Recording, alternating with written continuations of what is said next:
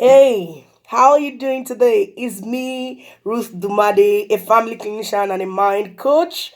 I'm here to share some thoughts with you on third party relationship or third party in your relationship, be it a marital relationship or any relationship. But I think we are going to be focusing on marital relationship third party. Should third parties be allowed in relationships? Okay, in your marital relationship, should the third party be allowed? Yes, first of all, let us define what a marriage is.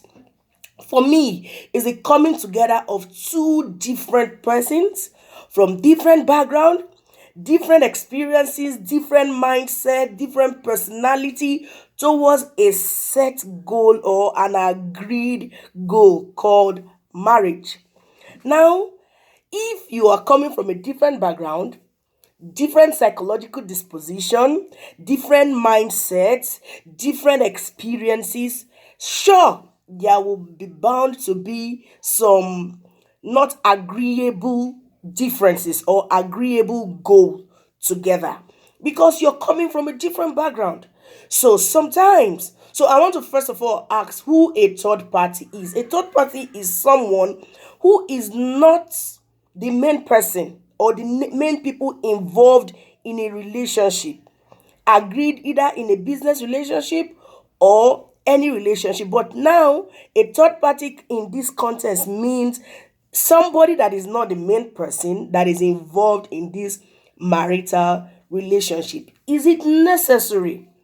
Is it okay? So, for me to answer that question, I've defined what marriage is, at least to the simplest minimal or minimum, what a marriage is. Now, two, I want to ask a question. If we are coming from a different background, different mindset, and what do you have and what you have, there are certain questions that I think you should ask yourself. What are the agreements we should have in this marriage? What is the purpose of this marital relationship? Why did I get married? What are my understanding and my definition of what marriage should be? Do we operate an open or a closed marital relationship? Should we be accountable to someone? These are the things that if you're going into any marital relationship, you should be able to put in view deliberately. You see, a lot of us, we hustle, we fight, we quarrel because certain principles or certain rules, regulation, guidelines are not set in place for us to make our marital decision. So now, if you have agreed on this, should we be accountable to someone or should we fight and settle ourselves?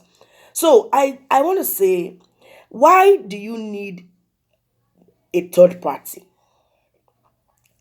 Now, in business, people have business mentors.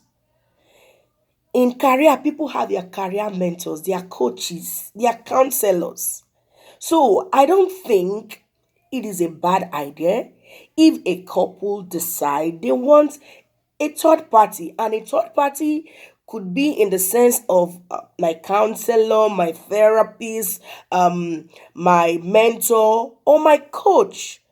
And you see, these people can be anybody.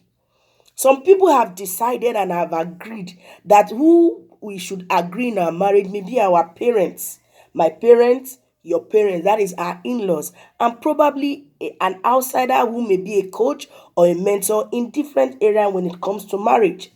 So, having a third party is not the issue. But what is the quality of the third party you are having? That is a big question that may help us address a lot of things concerning the third party. Well, who is the person you are choosing? What is the quality of the person you're choosing? Because these are things that should be considered when choosing a third party. For me,